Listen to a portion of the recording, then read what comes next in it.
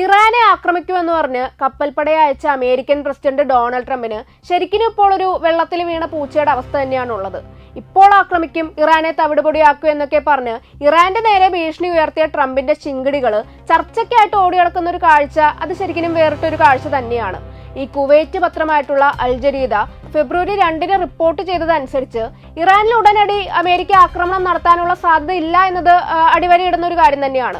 ഇറാന്റെ ശക്തമായിട്ടുള്ള നിലപാടും പശ്ചിമേഷ്യ മുഴുവൻ യുദ്ധത്തിലാക്കുമെന്ന ആയത്തുള്ള അലി ഖമേനിയുടെ മുന്നറിയിപ്പും കൂടാതെ റഷ്യയും തുർക്കിയും ഖത്തറും ചേർന്ന് നടത്തിയ തീവ്രമായിട്ടുള്ള ഇടപെടലും എല്ലാമാണ് അമേരിക്കയെ പിറകോട്ടടിച്ചിരിക്കുന്നത്. ഇതിന് തൊട്ടു മുമ്പ് പ്രമുഖ അമേരിക്കൻ മാധ്യമമായിട്ടുള്ള വാൾ സ്ട്രീറ്റ് ജേർണൽ റിപ്പോർട്ട് ചെയ്തതും അമേരിക്ക ഇറാനെ ആക്രമിക്കാൻ പോകുന്നില്ല എന്നൊരു കാര്യം തന്നെയാണ്.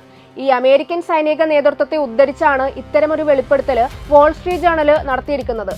ഇറാനെ ആക്രമിച്ചാൽ തിരിച്ചടി ഭയാനകമായിരിക്കുമെന്നും ഈ ഒരു തിരിച്ചടി ചെറുക്കാനുള്ള വ്യോമ പ്രതിരോധ സംവിധാനം മിഡിൽ ഈസ്റ്റിൽ അമേരിക്കയ്ക്ക് ഇല്ലെന്നുമാണ് പിന്മാറ്റത്തിന് കാരണമായിട്ട് പേര് വെളിപ്പെടുത്താൻ ആഗ്രഹിക്കാത്ത ചില അമേരിക്കൻ ഉദ്യോഗസ്ഥർ വാൾ സ്ട്രീറ്റ് ജേർണലിനോട് വ്യക്തമാക്കിയിരിക്കുന്നത്.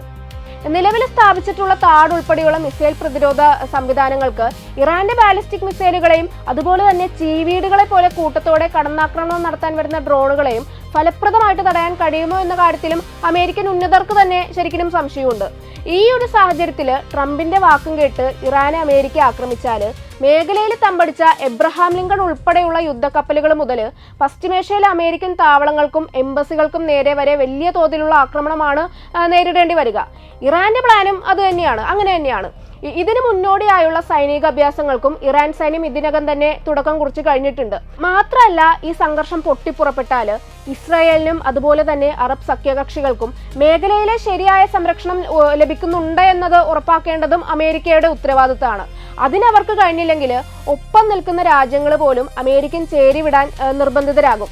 ഇതൊക്കെ ആത്യന്തികമായിട്ട് ലോകത്തെ അമേരിക്കൻ മേധാവിത്വത്തിന്റെ അവസാനത്തിനാണ് ശരിക്കും കാരണമാകുക.